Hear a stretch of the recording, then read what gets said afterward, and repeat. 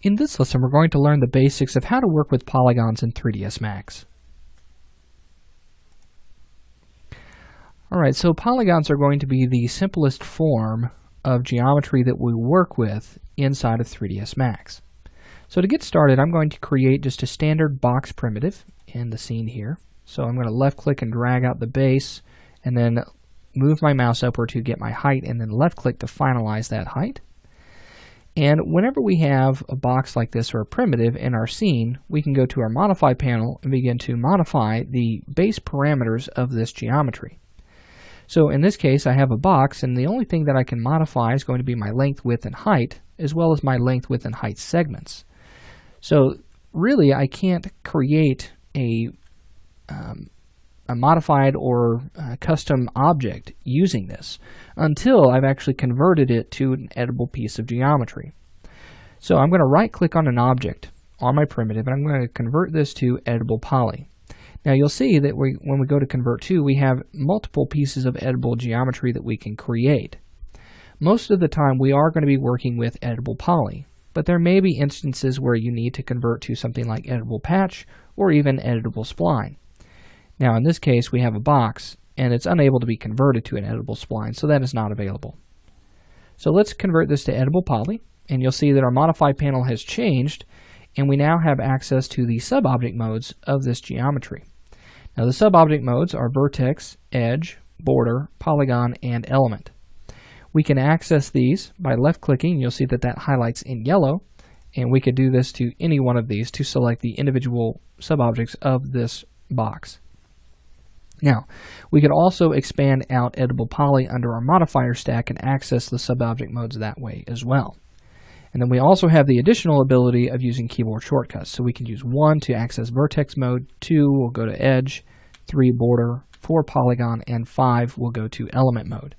Now to exit out of these sub-object modes, we could also hit 6 on the keyboard, and that will bring us back to object mode. Now if you are working in the modifier stack or in the selection rollout here, if you are in vertex mode and you want to turn that off, you can simply click on vertex mode one more time and that will turn that off. Alright, so now we want to talk about vertex mode because it is going to be the simplest form of editing in our geometry. So whenever we're working in vertex mode, this is where we are making the final adjustments to our object. And we're wanting to make very small changes in some way. So for example, if I wanted to take the corner here down, I would drag this down. Now I have the ability of selecting this corner and dragging that down as well. And I also have the ability of selecting multiple vertices. Okay. Now by selecting these two vertices, I'm essentially moving the edges. You'll notice that they are skewing, and we're relocating edges as well. So to move on to our next sub-object mode, we have edge mode. And this is a line that is connected by at least 2 vertices. So instead of moving both of those vertices at the same time, I could have just moved this one edge. Either way will do just fine. Okay. Now we move on to our next sub-object mode and next major sub-object mode, and this is going to be polygon mode. And here we can select the individual polygons of this object. Here I can move a polygon and it will make larger changes. So you'll see that this polygon is made up of 4 edges. So if I move this, it's moving all 4 edges at the same time, as well as each vertex that make up those edges.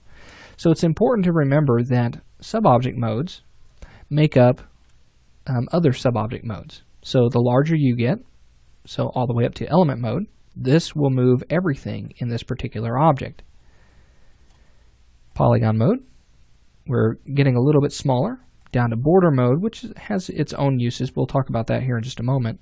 Edge mode, and then vertex mode. So the further left you get, the finer the movement. So now we want to talk about what border and element mode and how they are useful. So I'm going to go to polygon mode really quickly, and I'm going to left click on this polygon and delete it to demonstrate what border mode is. A border is a set of edges that are on an open face or an open polygon. And you can see that it selected all of those edges along that open polygon, And here I can move those, and then more often than not, I'll be using it to create new edges from this object. So I can hold down Shift and move that out, and that will extrude edges from that border. Okay. So now let's talk about element mode. Element mode, as we can see, selects all the polygons in this particular object, but it's a little bit deeper than that. Let's say that we had multiple objects or multiple elements making up one object. So let me create a sphere in my scene here, and let me select the box, and I'm going to go to my Modify panel and attach my sphere. As you can see, the color has changed, making both of those one object. So if I select one, it selects the other, and they move in tandem with one another. Now the ability of using element mode, what that does is it allows me to access the individual elements of a particular object and make the changes as necessary. So if I wanted to put it on this corner, I could do so. And then exit out of element mode, and here I can move that as an individual object again. Alright, so now that we've talked about the sub-object modes and how they can help us with our geometry, let's talk about polygons and the different types of polygons that we'll see. So I'm going to go ahead and just delete this object, and I'm going to go to my Layers Manager and turn on this Polygons layer. So here we can see that we have 4 different spheres, and these spheres are made up of different geometry. I'm going to hit F4 so I can see the wireframe of these objects, and it'll make it a little bit easier. So the first sphere that I have here is made up of triangles, and we can see this because the edges add up to 3 on each individual polygon. So here we have 1, 2, and 3. This is a triangle. Triangles are going to be the smallest form of polygon that we can work with. Okay. Moving on from there, we have what's called quads. Now quads are made up of 4 sides to every polygon. This is the most common type of polygon that we want to work with. It's easiest to use. Now, it doesn't mean that we cannot use triangles. There are places for triangles to be used, but we want to use them sparingly. Moving on from quads, we have what's called n-gons. Now, n-gons are polygons that are made up of more than 4 sides. So in this case, this polygon is made up of 1, 2, 3, 4, 5 sides. Okay. Now, an n-gon can range up to 20 sides or 300 sides as far as you can count. That will happen every now and then. Okay. Now, normally, we don't want polygons or n-gons like this because they can be very unpredictable.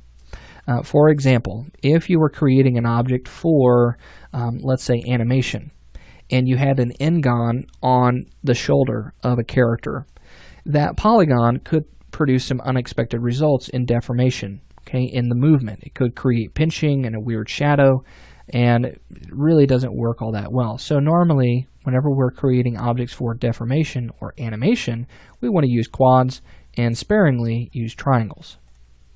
Okay.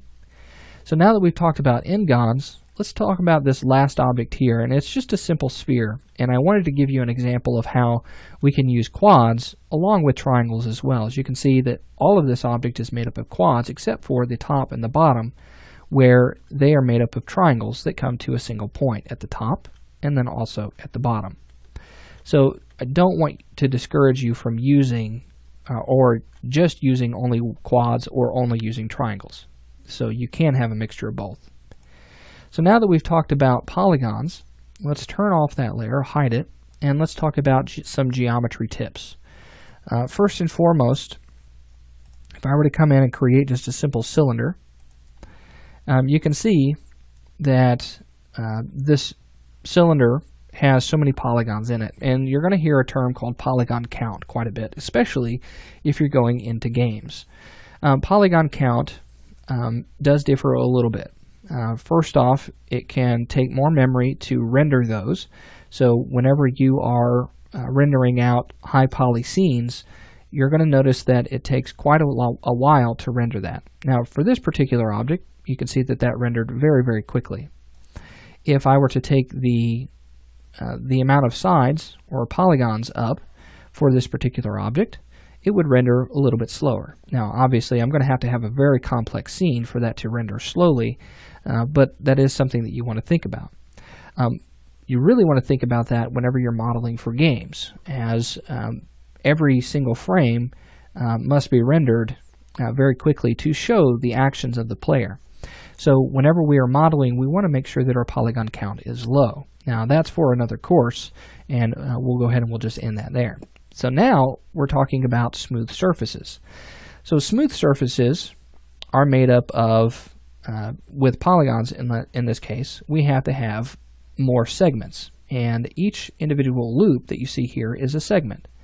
So if I take my sides down for this cylinder, and let's take it down to, let's say, 6 sides, you can see that it becomes very, very sharp. It's not a smooth cylinder like it was before, and that was because we had a bunch of sides in this, or a bunch of segments.